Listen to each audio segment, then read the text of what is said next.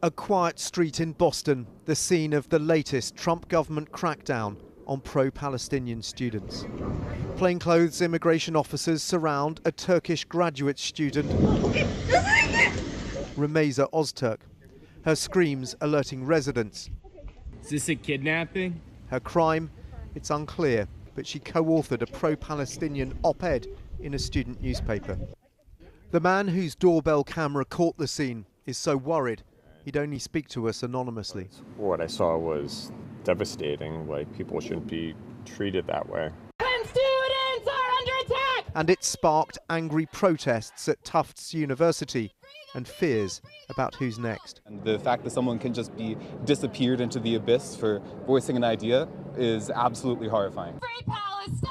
The backlash is growing as more foreign students are detained for their activism, but today America's most senior diplomat was blunt in his message. We gave you a visa to come and study and get a degree, not to become a social activist that tears up our university campuses. You're going to be under arrest, so turn around. Mahmoud Khalil is the highest profile, currently fighting deportation for his part in student encampments, which brought chaos to New York's Columbia University.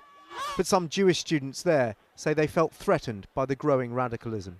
Jewish students were routinely harassed for simply being visibly Jewish. I had a friend who was just trying to walk back to his dorm. He was shoved against the wall. Bedrock and foundation of a democracy. One British student studying in New York State, Momadou Tal, is among those facing deportation. Speaking from an undisclosed location, he defended some of his posts, which some say support Hamas.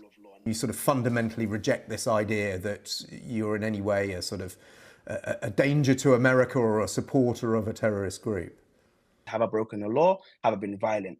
No, to both of those questions, right? And I think fundamentally, if you say speech that makes people feel uncomfortable or upset about certain things, that is protected speech. Protests like this are trying to raise a wider issue. They say all of these cases represent freedom of speech, the right to protest, and what they feel is a growing authoritarianism in Donald Trump's America. I mean, it's abduction, it's real terrorism on the streets of the United States of America now. The crackdown may be welcomed by some, but for many, this is a worrying sign that basic American freedoms are now under threat. How do I know this is the police? Dan Rivers, News at 10, Washington.